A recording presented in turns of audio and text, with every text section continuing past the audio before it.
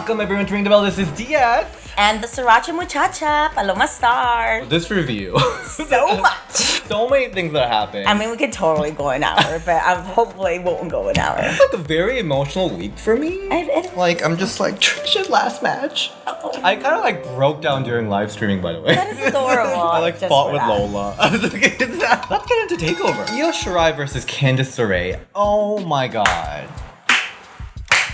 Slow clap. That match, so freaking amazing. Match of the year contender, for sure. Yeah, for sure. Without a doubt. Oh my god, it was insane. The fact that they did a Spanish fly, doing the Spanish fly is so hard. I mean, I attempted a standing one, which is not even off the top rope. Okay. And that's hard, just doing it standing up. So for them to do, I'm like, what? A Spanish fly? Are you kidding me? They did it all. So I was writing notes for this match. Me too. And I was like, wait a minute, this all happened in this one match? Because there was suplex to announcer table, the reverse hurricanrana, top rope neck breaker. That was Candice LeRae's finisher in the Indies. Suicide DDT outside of the ring. That was amazing. Spanish fly, which got Mamma Mia chant. Yeah. I love the Mamma Mia chant. That was adorable. really cute. And then moonsault. I know. It was so much happened. It was high spot after high spot after high spot. I'm like, what? I just love Io as a heel. I thought she was going to be so cute and adorable that I couldn't believe her as a heel. But I totally believe it. I'm buying it. Give me more. Her so gear,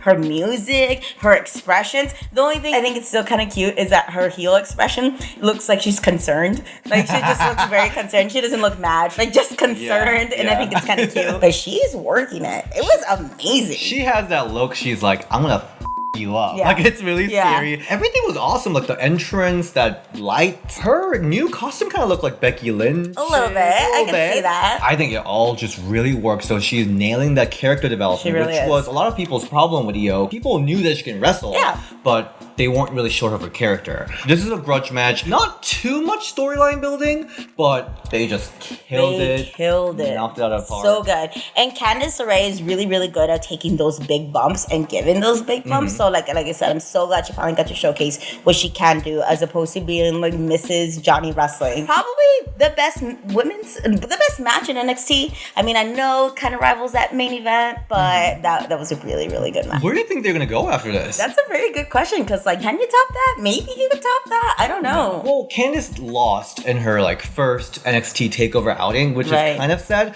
but at the end of the day, I think she was the winner too. Most people probably dismissed her, especially if they didn't know about her in the Indies. They're just like, oh, whatever, just another wrestler's girlfriend. Yeah. And then her to show up like that, I'm pretty sure like, wait, what? Even though a lot of people probably did know what she was capable of, but I'm glad she had to really, really finally had the chance to go. And maybe they'll give her bigger matches now that she actually showed people that she can go. A lot of people thought Candice can only wrestle when people can base her, with men. Exactly. Noteworthy thing, Austin Theory was in the crowd. And he was like, say that.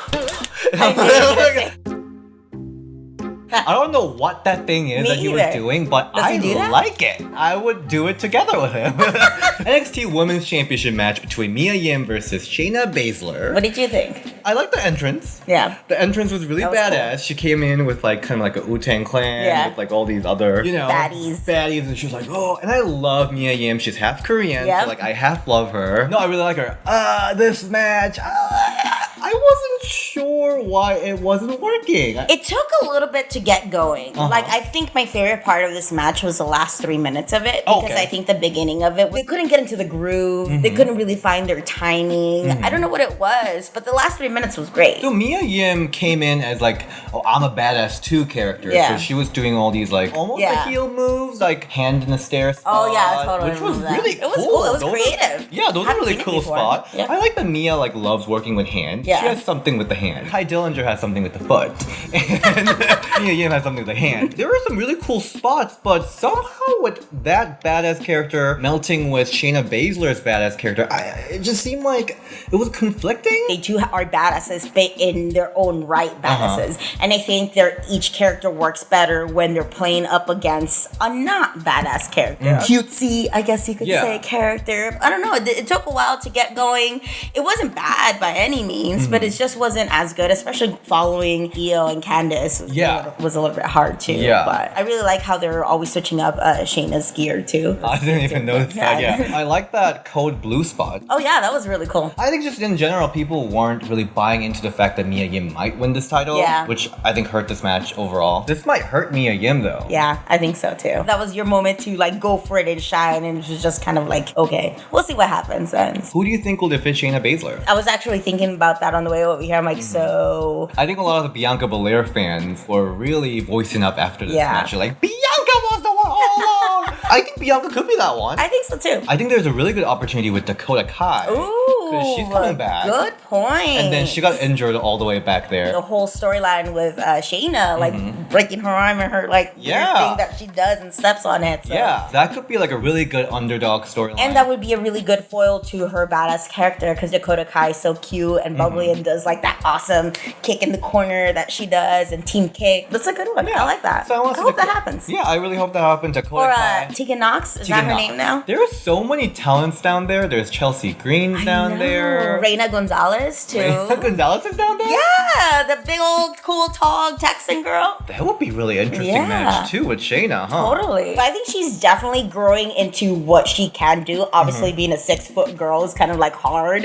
I'm sure, with your moveset and what you can do. But seeing her in the Mae Young Classic and seeing her develop her character even on social media, I'm really looking forward to see how they bring her up and see what she can do. But I think that'd be kind of cool. Battle of powerhouses, because you don't see that a lot. You always see like a powerhouse and then like a girl who could fly or like a person who could fly. You never see like powerhouse versus powerhouse. I've been enjoying Shayna's match for a long time. Yeah. I think this is a match where I was like, I think I'm ready to move on. Yeah. And I think too, like Shayna already proved that she's a badass with or without the belt. Oh, like, I don't think she needs the belt. She's amazing. She could literally kick anybody's ass. Like her and Matt Riddle probably walk around the whole locker room thinking like, you know what's funny? We could probably kick anybody's ass. I mean, Shayna's awesome. When I met her, she was joking around that every time she's on a flight, she sits next to somebody and she makes up a story what she does. And one time she said she's like a beta fish breeder. She has a really good sense of humor too, which probably doesn't come across, but she's really cool. I was a one-day fish breeder.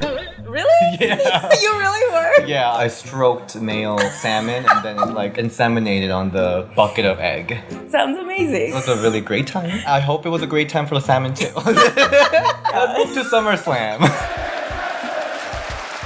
So we had a pre-show match that was announced like a couple hours before the show. It was Alexa Bliss and Nikki Cross versus the Should we do it? IIconics! Well, let's start. Hope I did it justice. This match, I really like the gear from everyone. Me too. Everybody's gear was awesome. Maleficent versus Buzz Lightyear. Yeah. The laser pointer. WWE's like, I guess they're trying to like make sure that they didn't screw over IIconics. Yeah. They gave them the promo time, which really wasn't that much of a content. They just said, you didn't pin me. That was all. But like, oh, okay. They got a promo time. They got a little more time to actually show what they got. Yeah. I really like the sequence from Peyton Royce. I really like that too. I really like her throwing a fit too. She like threw a fit, like threw a tantrum on it, and it worked perfectly. That made me laugh. The only thing I didn't like is, and not only Peyton Royce, but a lot of people do this, is whenever they get punched in the face, they don't sell it like you get punched in the face. Like if I walk up to somebody in the street and just punch them in the face, they're gonna grab. First thing they're gonna do is grab whatever I punch and go down. It looked badass when like Peyton Royce sold it like she's dead in her knees and stuff. Yeah. But I don't know. That's just like me being nitpicking on how it bothers me when people get punched in the face. They don't like sell it like this. Did you learn how to sell punch by actually getting punched? Yes, because I used to fight all the time in middle school. So, so you know what it actually exactly. Like. I know what it's really like to get punched in the face, and I know what it's like to really punch somebody in the face. So Peyton, fake. Exactly. How dare you? It was a 6-minute match. I mean, it was like, I don't know, it was like fine of a match. I don't think it was like life changer. Right. Another thing I do want to say about Alexa is she a heel or is she a face? That's a good question. Because this match she worked face. Yeah, she definitely worked face, and she was working the crowd and everything, or trying to work the crowd and everything. I'm just glad that they're defending the titles, and hopefully the tag team titles will mean something this time around. Becky versus Natalya, the submission match. match. Surprised me that it was first match. Becky Lynch finished WrestleMania and started SummerSlam. That's kind of cool. Yeah. Natalya came out with this mirror ball jacket. It was an amazing jacket. I love it. I want it right now. I was looking at Wish.com. They don't have it yet, but I'm sure they will. She came out with the Canadian flag. Still split audience. Yes, I know. They're tough. What did you think about this match? I don't think it was great. I think it was good. Oh, surprise! I loved it. I mean, I liked it too, but then for me, it's like I don't think they could do a lot. Like I thought, like when the finish happened, I'm like, that's it. They're not submission wrestlers. They just have submission as finishers. So I guess in my mind, I was expecting like a ton of like 1,001 holds and stuff like that. I see what you mean. So that's I guess I had different expectations for the match, and so me going into it had way different expectations than what it was. Not saying that it was a terrible match or anything. I thought it was gonna be like submission after submission after submission. Yeah. I think it was kind of cool though how they did use each other's finishers on each other. That's kind of cool. That's an interesting point because we all thought it's going to be like a very technical match. This was more like a grudge match. It was more intense. There was less of that technical mat wrestling. Going back and forth. The fact that it was no countdown and no rope break kind of made it into super intense match. They like spilled outside of the ring. The top rope sharpshooter. That was pretty creative. I don't think I've seen it before. I think that was really cool. It was a really cool visual for sure. Yeah, that was really awesome. Superplex was really awesome too. I guess I almost kind of liked it. It was like not too much. Yeah, no, don't get me wrong. It was good, but I think me going into it, the expectations I had, like I shouldn't have. If I didn't go in with that expectation, I think I personally would have liked it way more. But me going into like, oh hell yeah, awesome technical back and forth match, I was like, oh, that's it. But it was good. Was there a women's match in WWE that was very mat based? I don't know. I don't think we've seen one if there was one. Because the only thing I could think of that was like super technical in a while, even back then, was like Molly Holly, Natalya when she first started. She was kind of technical too. Deonna Purrazzo, she's super technical. Yeah. I know she's down in NXT, but that's another one that's like extremely, really awesome technical. Oh yeah, her matches in Mae Classic was pretty cool too. Yeah. Don't get me wrong, I didn't hate it by any means, but I really enjoyed Natalya in this match. I think Becky brought something out of her that she needed. Seeing Natalya this match was fresh because we're so used to Natalya's moveset, but this one she was on fire, looked fresh, even though she got booed by half the Canadians. It was great. Yeah. Next match is a SmackDown Women's Championship. Oh man.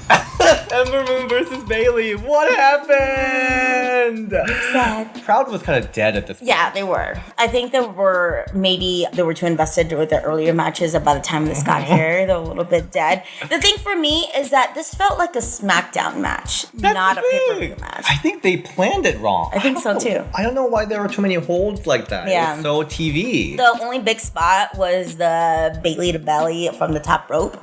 Yeah. I think that was kind of like cool in a high spot, but it just felt like a regular old SmackDown match, honestly. Like, and I thought this was gonna like have a sleeper potential to be awesome, but it, like you said, I don't think it was worked out very well, and I don't even think it's like their fault. I think it's once again like the agents or whoever comes up, helping plan their match and stuff. But I just really wish it was a little bit more, I don't know, something, more oomph, something, some sriracha, some spice, She needed some sriracha. Exactly, because it was just like, oh. Ember did pull out some like different moves. Yeah, that was cool to see. But yeah, like seeing this match, I don't know about Bayley anymore. I just don't know. I guess I was like keep holding on to the image of Bayley from like NXT days when she just got called up. Her matches with Charlotte was amazing. But like lately Bayley hasn't been clicking for some reason. Like not with the character, not with the matches, and what you got. Like that's really sad. Maybe she should just be full on heel. Is her character falling flat now? I really wanted her to join either Riot Squad or Wyatt family. Nice. That'll be completely different because I think if she does turn heel, it has to be like a completely 180 or 360, whichever one's the right one. But I really, really wanted to like this match more.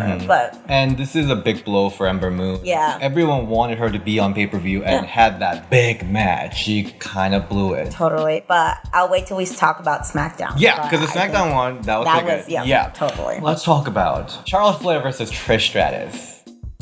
Let you have the floor. I'm glad that we filmed on Wednesday, because if we filmed like earlier on the week, I would be just like... It was very emotional. It was really weird. It just brought you back a lot. It did. I was right back in 2006 when I was like in my couch just like crying. There was like multiple things. I told you like over the week, like I was nervous about this. Yeah, I don't know if Trish can keep up with Charlotte. Yeah. I think she was really successful in that fact. She was so good. She definitely kept up with Charlotte. And I remember in the last time we filmed, I brought up Trish's moveset that I really hope she brings out some new moves. And she sure did. All the new moves. I legit legit have to give it up to Trish Stratus. She did so good. Definitely blew any expectations I've had of it. I mean, don't get me wrong, I knew she was going to be good. Yeah. But she surpassed that. The storytelling was great. Charlotte Flair working the crowd as a heel was great too, because she's a very vocal heel. Yeah. I'm a very vocal heel. So I totally appreciate this. It's Trish Stratus. I'm like, yes. Like, which made even like Trish like be more of a baby face and really get the crowd behind her. But I thought this match was perfect. That's why I don't want Trish to come back and have another match, because this match was so good. All the wrestlers at the Saudi Arabia show, all the returned one, they should come and kneel down in front of Trish Stratus and like bark like a dog.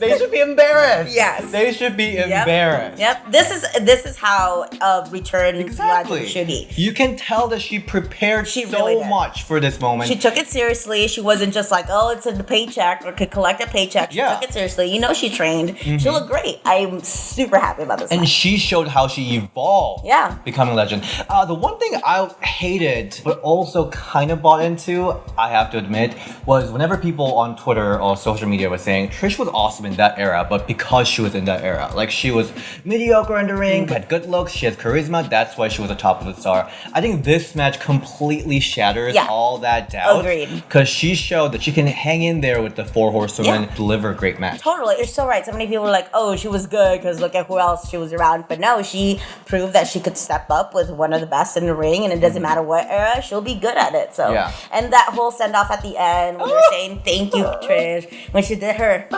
point on each corner, it was just really, really great in her home country, in front of her friends and family, I'm sure. So it was just perfect.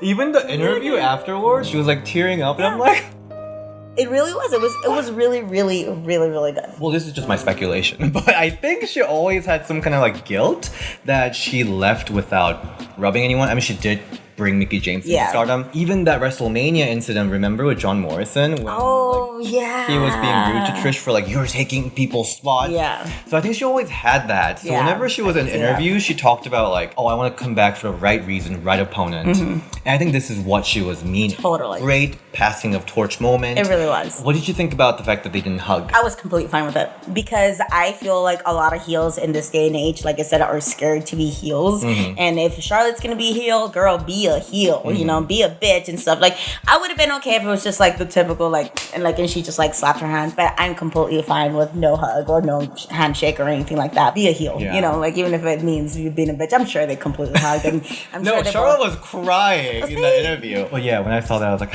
I'm so sad. But you know, Charlotte, you better work that character now that you defeated my queen. So good. So good. So emotional. Monday, I was having like a rehab. I didn't even go to work.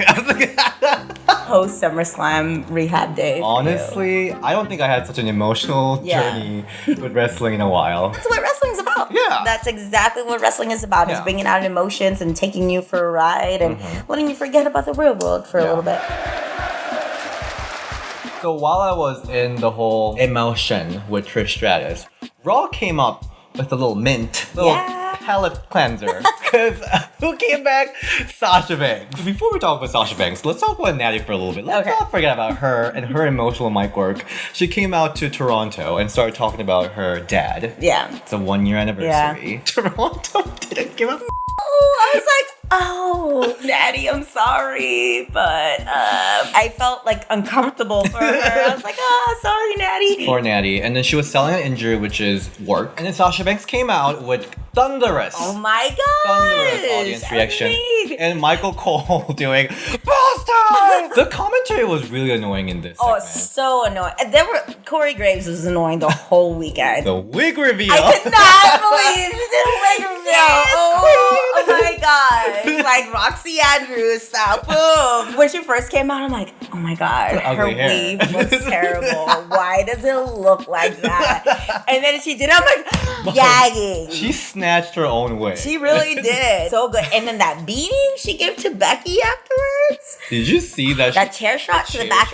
And then there was that one time where like Becky was like down on all fours and Sasha just comes and slaps the shit out of her to the point. I'm like, oh man. Whenever she was attacking Natty, the crowd was chanting, thank you, Sasha. I'm so sad. I hope they mean not thank you for beating Natalya, but thank you for coming back. You know, I hope that's it. Because Natty's awesome. Because I took it as like thank you for beating up Natty. So hopefully it wasn't that bad. Man, that comeback, that wig reveal, I was living for it. Sasha Banks refreshed. I hope she stays far away from Bayley because I don't want that anymore. Becky Lynch and Sasha Banks, that's gonna be a hot program. Totally, it really is. Stupid Corgi. I cannot forget her. This like, she could just go back and post cryptic pictures on Instagram, and she doesn't care about anybody but her. I'm like, oh, shut up. Can we just enjoy this moment without anybody saying anything? I mean, I didn't hear anything about it before. Did you? No, apparently like nobody knew about it. Of course, that Brett Shepard's like, I'm the first one to break it. Shut up. You said Sasha Banks will return every single week. Yeah,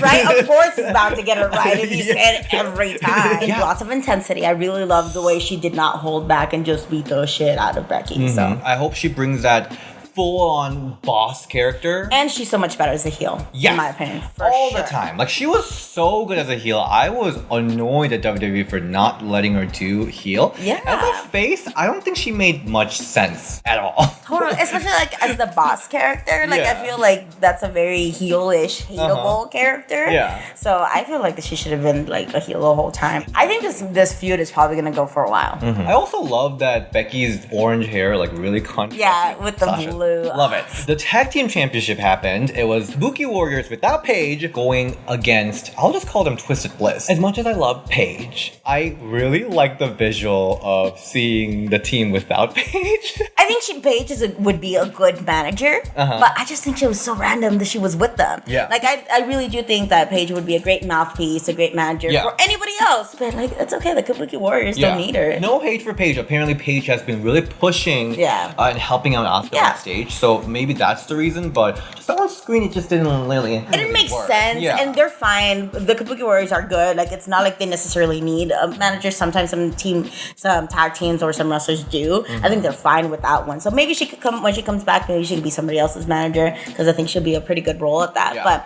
Kabuki Warriors are good. I enjoyed this match. Oh, I really liked this match. Yeah. I was surprised. Yeah. My problem with Alexa Bliss for the longest time was that she's like this smart ass, outsmart you type of heel. But then she always end up like brawling people down in the ring. So I was like, I just don't think that makes any sense. But in a tag team environment, I think it works perfectly. Yeah, I totally agree. Especially with Nikki Cross. I think that's a really good balance of both of them. And I still really want to see more, either Alexa be more of a face or be more of a heel, but I guess that's no clear lines anymore in WWE, at least, of who's a face and who's a heel. But I think this match actually worked. I want to see a one-on-one match between Alexa and Kyrie. I think that'd be a cute match, especially their cute little exchange that they had at the beginning. I think that'd be so cute when she like gave a little I don't know, because Kabuki Warriors basically lost twice. Yeah. Kind of. I don't know how this is gonna go, but like I really love this chemistry between these two teams, so I want to see them go all the way into pay-per-views, and I'm actually really liking Alexa in this environment. Loving her. Let's move to SmackDown. Let's go. So we have one match. It is Ember Moon versus Charlotte. Really good. I really liked it. I think this was Ember Moon's redemption match from SummerSlam, because this match was what should have been at the pay-per-view. I really, really enjoyed it. Like, they worked really well together.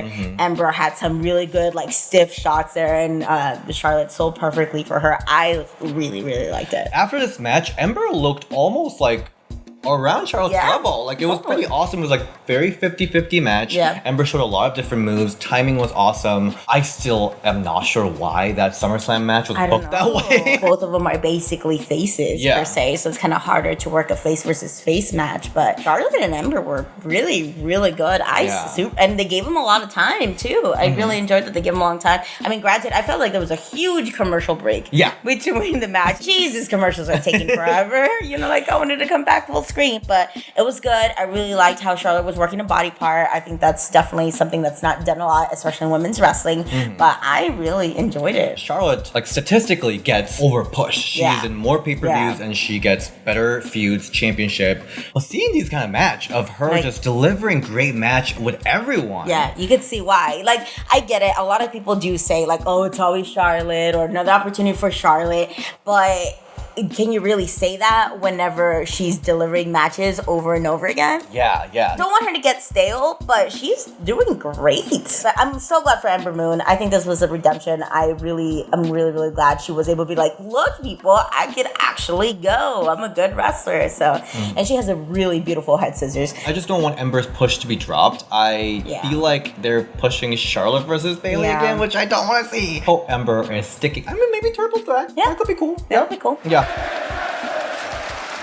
This is a spilled tea section. It's back. So this is a question from Roberto Canu. Why is it so difficult to create superstars? We have a 4 horsewoman and Alexa. We have good wrestlers, but we don't have stars. Back in the days, we have Eve, Kelly, Maryse, who weren't as good as a wrestler, but were still stars. That is such a good question. Yeah. That is like an in-depth, like really good question. I think is that they're too accessible. To be a star, you have to be seen. I'm not gonna say better than people, but you have to be elevated, not be so accessible. Of course, there was social media when Maryse and Eve and all of them were around, but I don't think it was much prevalent as it is now. You could easily tweet out to Alexa and message her on Instagram. Of course, she won't respond. But I think they're just so easily there. They almost don't see as bigger than life. Now it's a little bit seen more as people. That's a really as opposed to just stars. If Andre the Giant was around here, he wouldn't be on Twitter or on Snapchat or doing Instagram stories, because he's a larger than life character. And he was an anomaly. He would bring in as an attraction. And now it's so easy to be like, oh, what is Bayley up to? And you could see in her Instagram story and see what's up. But also, I think a lot of time is a lot of people might be walking on eggshells in the backstage. So maybe a lot of people have really great ideas for the character, for storylines, for angles, but nobody wants to stir the pot and say something wrong and get fired. Because I'm pretty sure you don't want to necessarily stick your neck out there and say the wrong thing, suggest the wrong thing. I also think now superstars all go through the same process of going through NXT. Yeah, I could see that. So all their origin story is kind of the same. They all have the same story of they went through NXT Performance Center. So like a cookie cutter. Which is not the point of NXT, but it kind of comes out that way. Back in the days, everyone had a little bit of different backstory. Like Mickey James, they would come in as this super fan, which would not work with current NXT system. Right. So I think that's also kind of affecting the character development of the people. When we see Ruby Riott, Sarah Logan, they have these characters per se, but we don't really know what these are. Yeah. Eve Torres, Kelly, Maryse. Other thing that they had was that they kind of went into WWE as a non-wrestler basically, and everyone was able to see them grow as a performer. And just like Trish Stratus, I think that is kind of an advantage of you kind of you're growing with me, so you can connect them with them more. I think that might be lacking. I don't know how WWE can fix that kind of system. Me either. I think it's more of a, like you said, everybody goes through the same thing, almost the same training, and coming in as a wrestler when you're already trained, they almost kind of de-train you to kind of go wrestle the WWE way. Good storytelling is always about seeing a character grow. That's why people connect with Becky Lynch, because we saw her grow as from this baby face to I'm the man. But for a lot of people, we just almost see them be worse with their wrestling from their NXT days. So that's maybe one of the problems. That's our little 2 cents. I hope you liked our answer. We don't have solutions. That was a really good question. Yeah, really good question. About that. Thank you so much for watching this week's loaded review. It was pretty long. Oh my god, I'm sweating. Oh, me too. It was really enjoyable week of wrestling. It was. I'm glad. It's kind of cool when we do have to have these long reviews, because it just means that women wrestling is getting more opportunities and being seen more. And with more opportunities come better wrestling. And when better wrestling, everybody's happy. So it's awesome. I'm glad it was a good weekend for women's wrestling. Also, if you want this 100% Stratusfaction belt. Moving sign she's wearing. Look at this. 100% Stratusfaction. There you go. I'm actually going to do a giveaway with Ooh, fun! So, all the patrons, including the current ones and everyone joining until next pay-per-view, I'll be picking one person and give this out. And for other people, we're doing a little photo shoot with Paloma soon. Yes. So we're gonna do personally signed 8x10 postcards. Postcards, there we go. I love it. So we're gonna you know what? I'll throw in one of my old 8x10s too. Love it! There we Vintage go. Why not? and new. Yeah. So check out our Patreon, it's gonna be amazing. Where can you find you, Paloma? You can find me at Paloma Star on Instagram and Twitter. And I do have 2 shows coming up on August 24th for Southland Championship Wrestling in Chebanese, Illinois, right outside of Chicago. And August 31st in Logan Square at Unity Park. It's a free show. So if you're in Chicago for StarCast weekend and All Out, it's a free show at noon. So come check it out. And I think you might see somebody else there that you might not know. Oh, I think it's Joey's return match, right? Yeah. Joey Mayberry, of course, our lovely Joey. Yeah. So I'm super excited about that. And you can find me at DS on Instagram and Ring the Bell DS on Twitter. All right, bye!